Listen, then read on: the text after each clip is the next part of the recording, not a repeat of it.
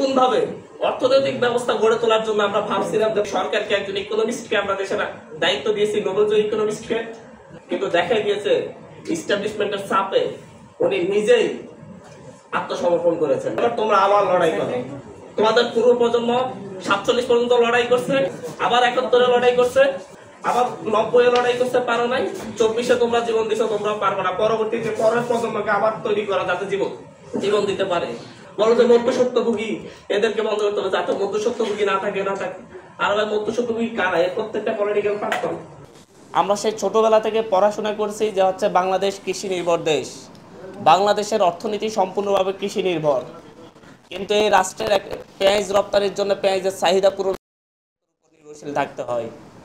এই রাষ্ট্রের চাউলের, মানুষের প্রধান খাদ্য ভাত, সেই ভাতের চাহিদা, সেই চাউলের চাহিদার জন্য রাষ্ট্রের উপর নির্ভর থাকতে হয়। এদেশে তৈরি করতে গেলে সরিষার তেলের প্রয়োজন, সেটার জন্য অন্য রাষ্ট্রে পাম অয়েল তেলের প্রয়োজন, সেটার জন্য অন্য রাষ্ট্রের উপর নির্ভর করতে হয়। এদেশের আপনার যে কোনো বিষয়ে আপনি অন্য রাষ্ট্রের উপর নির্ভরশীল থাকেন, কিন্তু আপনি বলেন, আমরা বলি একদিন না একদিন এই বাংলাদেশ মাথা তুলে দাঁড়াবে। কিন্তু আসলে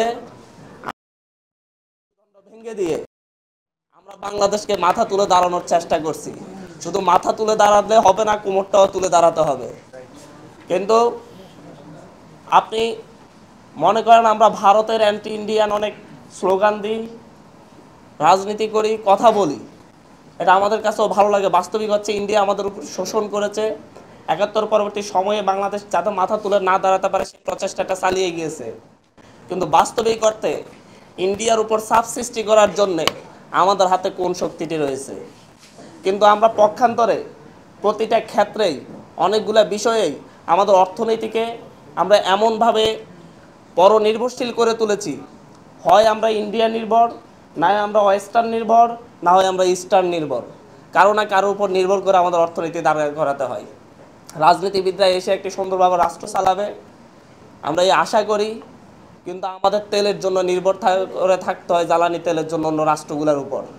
এবং আমরা যদি আমাদের দেশের বলি, তখন তেল রপ্তানি বন্ধ করে দিবে, দেশে তেল আমদানি করা যাবে না এবং দেশের মানুষ ক্ষুব্ধ হবে। এই চিন্তা করে আর দেশের স্বার্থের কথা বলা যায় না। আমরা চিনি, পেঁয়াজ, চাল, ডাল প্রত্যেকটা ক্ষেত্রে অন্য রাষ্ট্রের উপর নির্ভরশীল। যখনই আমরা মাথা তুলে দাঁড়াতে চাইব, তখন তারা হচ্ছে আমাদের চাল রপ্তানি, ডাল রপ্তানি, পেঁয়াজ রপ্তানি বন্ধ করে দিবে, যাতে মানুষের উপর একটা ক্ষোভ জন্মায় এবং মানুষ সেই সরকার ব্যবস্থা পরিবর্তনের জন্য লড়াই করে। আমাকে সবসময় কি সবার সাথে আমাদের এরকম বন্ধুত্ব থাকবে? এই কারণে তো মার্কিন যুক্তরাষ্ট্র যখন চাইবে তখন সরকার পরিবর্তন করে দিতে পারবে। ভারতের উপর নির্ভরশীলতার কারণে ভারত দীর্ঘ 15 বছর শেখ হাসিনার মতো একটা ফ্যাসিস্টকে দেশে টিকিয়ে রাখছে। আমরা প্রত্যেকটা পরিবর্তনের জন্য এই নতুন ভাবে অর্থনৈতিক ব্যবস্থা গড়ে তোলার জন্য আমরা ভাবছিলাম যে পরবর্তীতে 24 পরবর্তীতে সরকারকে একজন ইকোনমিস্টকে আমরা দেশের দায়িত্ব দিয়েছি, নোবেলজয়ী ইকোনমিস্টকে। আমরা ভাবছিলাম যে হচ্ছে এই উদ্যোগগুলা নেবেন, কিন্তু দেখা গিয়েছে ইস্টাবলিশমেন্টের চাপে উনি নিজেই আত্মসমর্পণ করেছেন।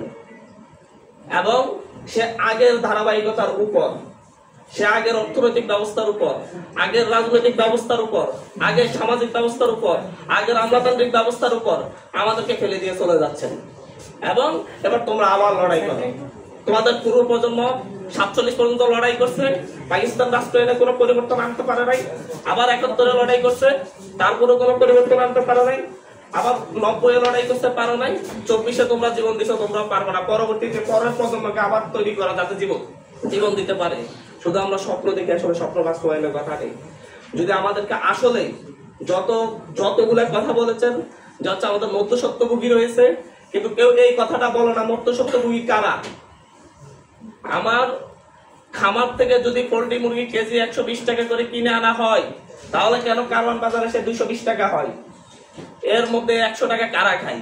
এই কারা কোশ্চেনটা করার জন্য কেউ কোশ্চেন করে না। বলো যে মধ্যসত্ত্বভোগী এদেরকে বন্ধ করতে হবে, যাতে মধ্যসত্ত্বভোগী না থাকে। আর ভাই মধ্যসত্ত্বভোগী কারা? এর প্রত্যেকটা পলিটিক্যাল পার্সন, প্রত্যেকটা এস্টাবলিশমেন্ট, প্রত্যেকটাই হচ্ছে প্রশাসনিক ব্যবস্থা। পুলিশ মানে রাষ্ট্রের যতগুলো ব্যবস্থা আছে, যতগুলো অর্গান আছে, এর প্রত্যেকটা অর্গানই এই মধ্যসত্ত্বভোগী। এই মধ্যসত্ত্বভোগী আপনি কৃষি বিপ্লব কিভাবে ঘটাবেন? আপনি বারবার প্রত্যেকটা জায়গায় কৃষি খাত ধ্বংস করে ইন্ডাস্ট্রিয়ালাইজেশন করেন। এত গার্মেন্টস কারখানা করে ফেলছি আমরা, এই গার্মেন্টস কারখানার উপর এত বেশি নির্ভরশীল হয়ে গেছি, আমরা এখন ইউরোপ আর ওয়েস্টার্ন যাই বলবে, আমেরিকা যাই বলবে, তার উপর নির্ভর করে কাজ করতে হবে। বাংলাদেশের যে আমূল পরিবর্তনের কথা বলি, কৃষির পরিবর্তনের কথা বলি, এই পরিবর্তন যদি আসলে সম্ভব হয়, আমরা যে মাথা উঁচু করে দাঁড়ানোর কথা বলি, তাহলে প্রথম হচ্ছে এই দেশের মানুষের যা খাবে, যা করবে, তার নিজেদের রাষ্ট্রের মধ্য থেকে, নিজেদের এই দেশের সীমানার ভিতর থেকে তৈরি হবে, সীমানার ভিতর থেকে উৎপাদন হবে। এই নিশ্চয়টা করতে পারলে আমরা কালকে আমেরিকাকেও চ্যালেঞ্জ করতে পারবো, ভারতকেও চ্যালেঞ্জ করতে পারবো, ইউরোপকেও চ্যালেঞ্জ করতে পারবো, চীনকেও চ্যালেঞ্জ করতে পারবো। রাজনৈতিক গোষ্ঠীগুলো আছে, এরা প্রত্যেককে দেখবেন যে যত বরাদ্দ ছিল গত 50 বছরের বরাদ্দ, প্রত্যেকটা বরাদ্দ দুর্নীতি করে এরাই খাইছে। সুতরাং হচ্ছে এগুলো যদি উদ্ধার করতে হয়, যদি হচ্ছে আপনি নতুন কোন বরাদ্দকে সুন্দরভাবে মানুষের কাছে পৌঁছানোর চেষ্টা করতে, তাহলে এদের বাইরে গিয়ে আপনাকে কল্পনা করতে হবে, চিন্তা করতে হবে, নতুনদের নিয়ে চিন্তা করতে হবে। আপনি নতুনদের নিয়ে চিন্তা করতে না পারলে আসলে পরিবর্তন করতে পারবেন না।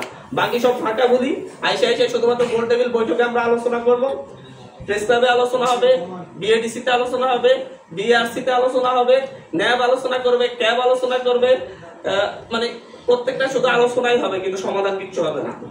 সমাধানের জন্য দরকার নতুন বৈপ্লবিক রাজনৈতিক পরিবর্তন। বৈপ্লবিক রাজনৈতিক পরিবর্তন হলে কৃষির পরিবর্তন হবে, এবং কৃষির পরিবর্তন হলে এই দেশ মাথা উঁচু করে দাঁড়াতে পারবে। এতে করে ফুড সিকিউরিটি নিশ্চিত হলে, যে রাষ্ট্রের ফুড সিকিউরিটি নিশ্চিত করতে পারে রাষ্ট্রের সরকার, সেই রাষ্ট্রের মাথা তুলে দাঁড়ায়, আর কোনো রাষ্ট্র মাথা তুলে দাঁড়াতে পারে না।